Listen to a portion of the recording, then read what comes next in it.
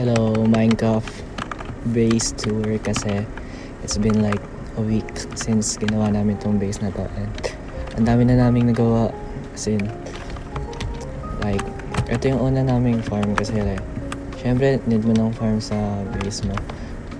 Nakakuha ko ng pumpkins somewhere and like ginawa ko na siya kasi ang cool tingnan kapag jack-o'-lanterns yung mga nakapaligid instead of like torches, pero tinamad na ako mag-craft pati mag-farm ng jack-o'-lanterns kaya puro torches pa rin yun dito. But like, pero ito ang haba nitong sugarcane farm na to kasi masyado namin ginagamit yung elytra namin and need namin ng rockets.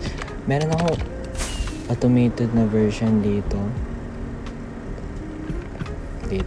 pero sobrang bagay niya, ang inefficient niya. Hindi ko alam kung ano yung mali dito or kasi ano lang siya, sobrang liit niya lang.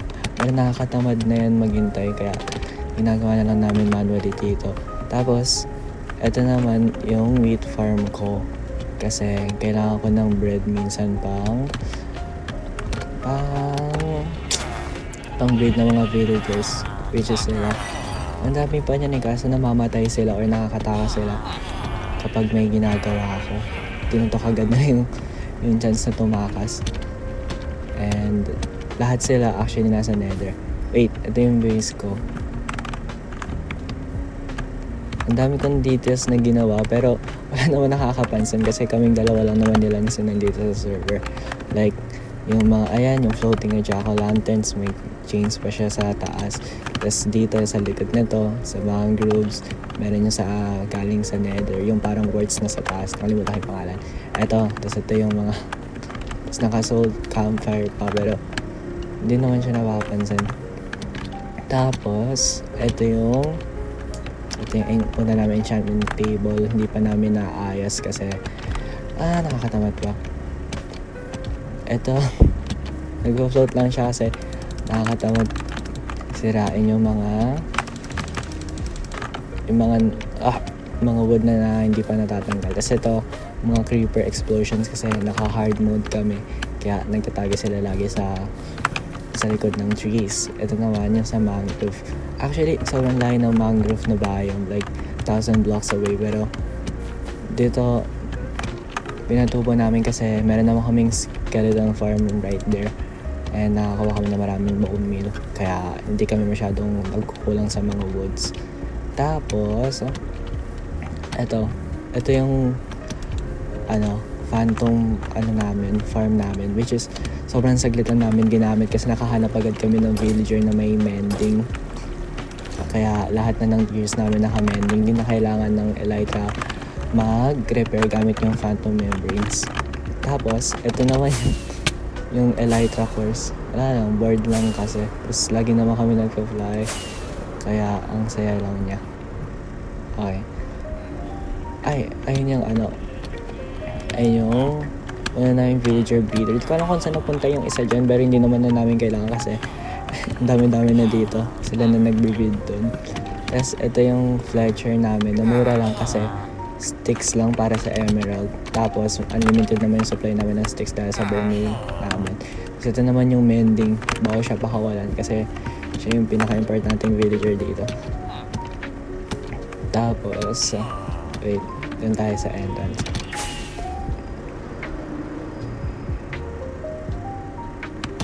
Ayan, ito yung base. Yung gears ko muna. Ito, ganda ng quartz kapag nakapunta siya sa armor trims. Kasi ito, hindi ko pa na-upgrade sa netherite kasi natamad pa ako mag-mine. Tapos, ito yung chestplate ko. Tapos ito yung yung sword ko. May cord siya kasi lagi ko nakakalimutan kung nasaan yung Enderman farm na pupuntahan ko mamaya. Kasi doon nakukuha namin lahat ng XP namin. So ito yung bahay ko, yung random na mga blocks niya. Pero maganda siya, I think, sa para siyang art, which is yung goal ko. Magmukha siyang painting. Hindi niya kailangan maging practical or so. Kailangan niya lang magmukhang artistic. Ito yung namin, ender egg, dragon egg. Tapos ito yung lodestone para alam ko lagi na saan ako uuwi. Tapos dito may secret na stairs para makapunta sa bubong.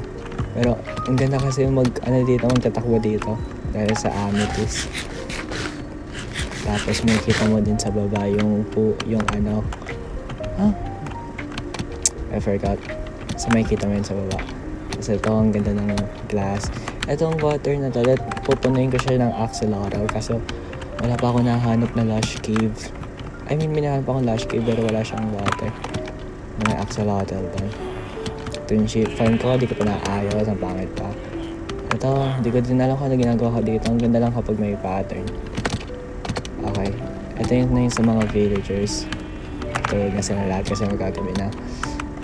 Ito, may daan dito para makaalis. Pero ako lang pwede dyan. Dito talaga siya yung may water dati dito. Galing dun sa villager feeder para diretso sila dito. Pero tinanggal ko na kasi hindi ko na sila need. Kasi sinamahan niya sa farmer.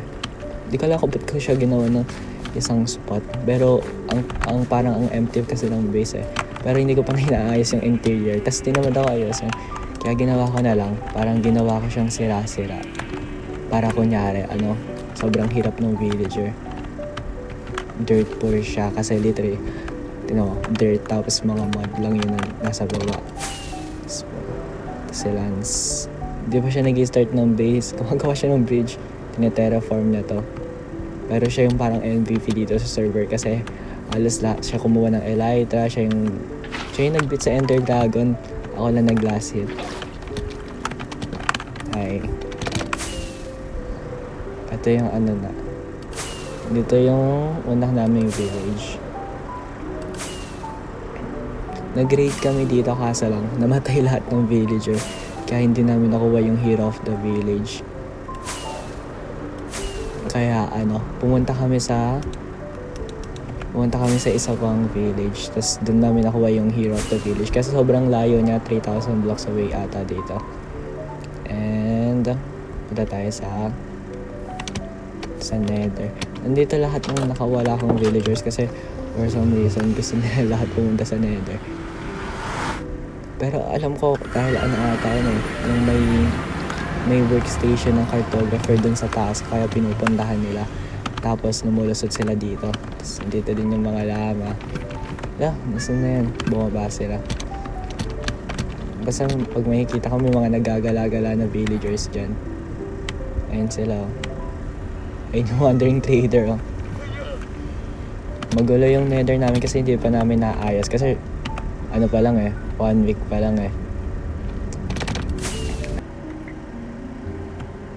Ito hindi namin na waterlog yung lahat ng leaves sa taas kaya yung mga enderman pa na nag-i-spawn doon. Pero sobrang efficient ito.